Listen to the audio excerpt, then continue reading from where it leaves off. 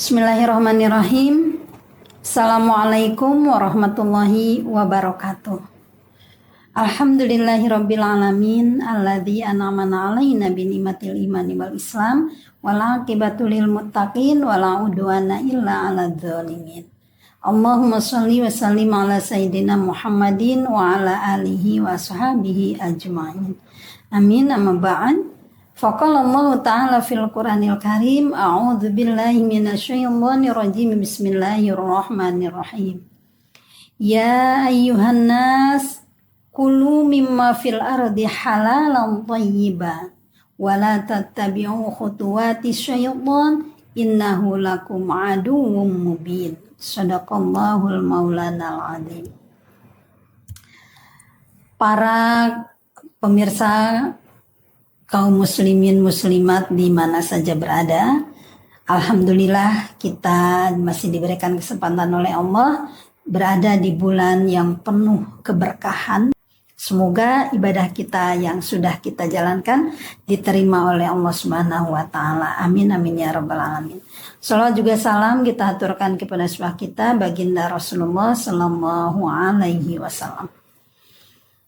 Kaum muslimin, shaimin dan shaimat di mana saja berada, satu hal yang selain beribadah, ya, selain beribadah puasa, kemudian ibadah sholat, saum, ibadah sholat, tilawatil Quran dan lain sebagainya, sebagai ummahat, sebagai seorang ibu di dalam rumah yang memiliki anggota keluarga, ada pasangan kita suami, kemudian juga ada putra-putri kita. Mesti ada satu yang penting dijaga selain kita menjaga ibadah keluarga. Satu hal yang penting adalah menjaga kehalalan. Mengapa menjaga kehalalan ini penting para shaimin dan shaimat? Pertama, Allah sudah memerintahkan di dalam surah Al-Baqarah ayat 168, yaitu tadi yang saya kutip, Bismillahirrahmanirrahim, ya ayuhan nas, wahai manusia, kulu mimma fil ardi, makanlah dari apa-apa yang ada di muka bumi ini, halalan thayyiban, yang halal dan yang baik. Ada dua, ada halal, ada baik. Kemudian wala tattabi'u khutuwati syaitan, dan janganlah mengikuti langkah-langkah setan, innahu lakum aduwwum mubin. Sesungguhnya setan itu adalah musuh yang nyata bagi kamu. Ini jelas-jelas perintah dari Allah. Ya, perintah kepada kita semua untuk mengkonsumsi, menggunakan makanan atau apapun yang kita gunakan yang nilainya halal dan baik. Apa kaitannya dengan Ramadan, para pemirsa? Tadi di awal saya mengatakan bahwa, dan kita sudah ketahui bersama bahwa berpuasa di bulan Ramadan itu satu kewajiban. Yang kedua memiliki tujuan yang sangat mulia, yaitu la'allakum tattaqun, surah Al-Baqarah 183, yaitu menjadi orang yang bertakwa. Orang yang bertakwa itu adalah kedudukan tertinggi di sisi Allah dan jaminannya adalah surga. Surga diperuntukkan oleh Allah bagi manusia, bagi umat Islam, uiddat lil muttaqin, hanya bagi orang-orang yang bertakwa. Nah, untuk bisa meraih itu tentu tidak hanya kita menahan lapar dan dahaga sepanjang hari, tetapi bagaimana kita bisa menyempurnakan ketika kita berbuka lalu kita mengkonsumsi makanan apapun, tentu harus dilihat, diperhatikan, dijaga dari kehalalannya. Karena tentu yang baik tidak akan bisa bercampur dengan yang buruk. Allah itu maha baik. Dan Allah tidak menyukai kepada apapun, kepada siapapun, kecuali yang baik dan halal. Nah ini. Maka ibadah Ramadan itu saum itu berpuasa, yang puasa ya selain puasa itu ada yang sholat berjamaah, tarawih, ada yang ngaji, tilawah, ada yang sedekah dan sebagainya. Tetapi ketika berbuka yang dikonsumsinya ada yang tidak halal. Nah ini bagaimana? Apakah bisa diterima ibadahnya? Tentu Allah yang maha mengetahui. Tapi kita sudah mengetahui tadi Allah bahwa Allah itu maha baik dan Allah tidak akan menerima kecuali yang baik. Baik itu adalah halal, halalan thayyiban. Nah, maka disinilah para ummahat, para ibunda, di sini kita punya peran ya, punya peran yang sangat utama, yaitu untuk menjaga kehalalan. Berbicara terkait dengan halal ya, saya akan membahas dulu yang halal itu bagaimana. Ada halal dari segi dzatiyah, haram juga ada dari segi dzatiyahnya. Yang kedua adalah halal haram dari cara memperolehnya. Nah, kalau yang dzatiyahnya mesti kita sudah tahu semua ya. Misalkan nasi, lauk pauk, kemudian snack-snack, kue-kue, mesti itu halal dari segi dzatiyahnya. Ya, kecuali yang jelas diharamkan ya.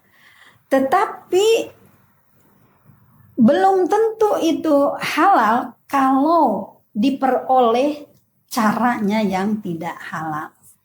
Ya, bukan haknya atau juga di situ ada suatu cara yang memang menyalahi aturan atau menyimpang dari ketentuan-ketentuan. Nah, ini juga bisa menjadikan yang dzatiyah halal itu bisa menjadikan tidak halal. Maka di mana peran seorang ibu ya? Seorang ibunya, kalau saya bisa katakan ibu bukan hanya seorang guru, seorang teman di rumah dengan putra-putri, tapi bisa juga menjadi seorang polisi, ya, pengaman. Yaitu tadi pengaman dari hal yang tidak halal. Maka para bunda mesti ya kita nggak usah takut, nggak usah khawatir. Kita diskusi dengan suami kita, pasangan kita, bahwa kita akan selalu bertanya. Misalkan ya Pak yang suaminya pedagang, tanyalah kalau pulang ke rumah, misalkan ketika memberikan hasil nih Bu, hari ini dapat hasilnya segini. Nah, wah tidak seperti biasanya, ini lebih banyak. Nah, kita nggak senang dulu, mesti kita bertanya, terima kasih suamiku tercinta sudah memberikan kasih sayang melalui nafkah rezekinya. Tapi boleh ya bertanya, insya Allah ya selama tadi jualannya jujur, tidak mengurangi timbangan atau tidak mengurangi takaran ya, karena kalau mengurangi itu jadi ada indikasi haram pada penghasilan yang tidak halal. Begitu juga yang di kantor, tiba-tiba dapat bonus, kita ndak mesti senang dulu ya, mesti kita tanya dulu, jangan segera digunakan. Tanya dulu kenapa ini ada bonus, dari mana, jangan sampai ini ada transaksi yang menyalahi. Tentu para bunda kita menjaga ini tujuannya adalah tadi, kita ingin menjadi keluarga terbaik di sisi Allah, ingin memiliki kedudukan posisi yang terbaik yang ditawarkan oleh Allah ya melalui Ramadan. Dan Ramadannya ibadah kita yang seharian kita dengan putra putri kita menjaga dari lapar dan dahaga jangan sampai rusak atau jangan sampai tidak diterima oleh Allah Subhanahu wa taala karena tadi ada hal yang tidak halal, tidak baik ya dari asupan ataupun yang digunakan. Jadi itu para bunda. Nah, kedua, mengapa kita harus menjaga kehalalan? Ternyata ada efeknya, ada dampaknya mengkonsumsi yang halal atau juga mengkonsumsi yang haram, itu ada efeknya.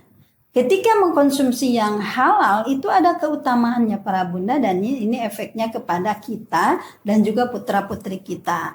Satu diantaranya, siapapun yang konsisten istiqomah menjaga kehalalan, mengkonsumsi yang halal, menggunakan barang-barang yang halal ya dan baik, itu akan memiliki semangat ibadah. Berikanlah asupan yang halal, halalan thayyiban. Ternyata itu bisa meningkatkan semangat beribadah. Semangat beribadah. Dan itu adalah satu rahmat Allah. Karena ketika di surah Al-Baqarah 168 Allah memerintahkan untuk mengkonsumsi menggunakan yang halal dan baik, intinya itu kita sedang taat. Nah, siapapun yang taat kepada Allah, siapapun yang mencintai Allah, maka Allah akan menolong dengan rahmatnya. Tadi menolong dengan semangat beribadah.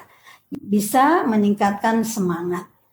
Satu ulama besar ya, Al-Imam Al-Ghazali dalam Ihya Ulumuddin, beliau menyampaikan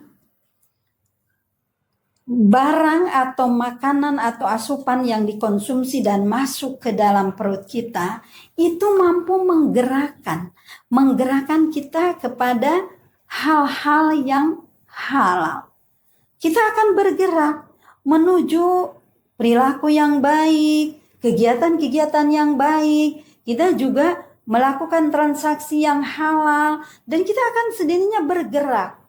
Walaupun kita sebenarnya tidak tahu, tetapi itu rahmat Allah. Allah gerakan kita kepada yang baik-baik, kita gerakan kepada yang halal-halal. Karena tadi di dalam tubuhnya sudah terisi dengan barang yang halal dan jauh tidak ada bersih dari barang-barang yang haram. Yang kedua, mengkonsumsi makanan yang halal ini juga mendorong untuk terkabulnya doa. Ini satu hadis Rasulullah SAW. Ya, beliau menyampaikan ketika beliau bersama sahabat Sa'ad bin Abi Waqqas, ya, kemudian Sa'ad meminta kepada Rasulullah SAW agar doa-doa yang dipanjatkannya itu dapat terkabul. Bagaimana kata Rasulullah? Ya Sa'ad, atib mat'amaka takun mustajabad da'wah. Baguskan makananmu, takun mustajabad da'wah. Pasti doa-doa kamu itu akan diijabah. Ternyata mengkonsumsi yang halal, menggunakan yang halal itu mendorong untuk ijabahnya doa. Subhanallah. Bahkan selanjutnya Rasulullah SAW menyampaikan bahwa jika seorang hamba memasukkan satu suap saja makanan yang haram ke dalam perutnya, maka tidak akan diterima amalannya selama 40 hari. Hadis riwayat At-Tabrani. Nauzubillahi min dzalik. Nah, ini para bunda. Yang ketiga, manfaat dari mengkonsumsi dan menggunakan yang halal itu bisa menjernihkan hati. Subhanallah ya. Rasulullah SAW menyampaikan dalam hadisnya, barang siapa yang memakan makanan yang halal secara konsisten selama 40 hari, maka Allah akan menerangkan hatinya dan akan mengalirkan sumber-sumber ilmu dan hikmah dari hatinya kepada lisannya. Artinya, ketika yang dimasukkan itu halal, bukan sekedar masuk ke perut, ternyata itu juga mampu menerangkan, ya. Keimanan semakin yakin, kemudian bisa membedakan mana yang benar, mana yang salah, mana yang baik dan buruk, itu akan lebih terang, akan lebih cerdas di pikirannya, sehingga lisan, kata-kata yang keluar dari lisannya itu adalah yang baik. Dia senang untuk menuntut ilmu dan juga dia akan mentransfer ilmunya kepada siapapun dan akhirnya dia akan menjadi orang yang bermanfaat. Ini luar biasa para bunda ya. Mari kita sebagai seorang ibu, sebagai seorang istri, lakukan kita perannya juga sebagai polisi tadi, sebagai menjaga keamanan di dalam rumah. Jangan sampai memasukkan ke dalam rumah itu penghasilan yang haram atau tidak halal, dan juga jangan sampai kita dan putra-putri kita terbiasa mengkonsumsi yang tidak haram. Upayakan 100% insya Allah halal. Ketika itu dilakukan, maka tujuan kita menjadi keluarga terbaik sebagaimana dijelaskan oleh Allah di dalam Al-Baqarah 183. Tujuan berpuasa kita akan lahir menjadi seorang muttaqin dengan kedudukan yang terhormat di sisi Allah. Insya Allah itu tercapai. Mudah-mudahan amin amin ya rabbal alamin. Demikian Soimin dan Soimat para bunda di mana saja berada. Mudah-mudahan ada manfaatnya dan mohon maaf atas kekurangannya. Wabillahi taufiq wal hidayah wa ridwal inayah. Wassalamualaikum warahmatullahi wabarakatuh.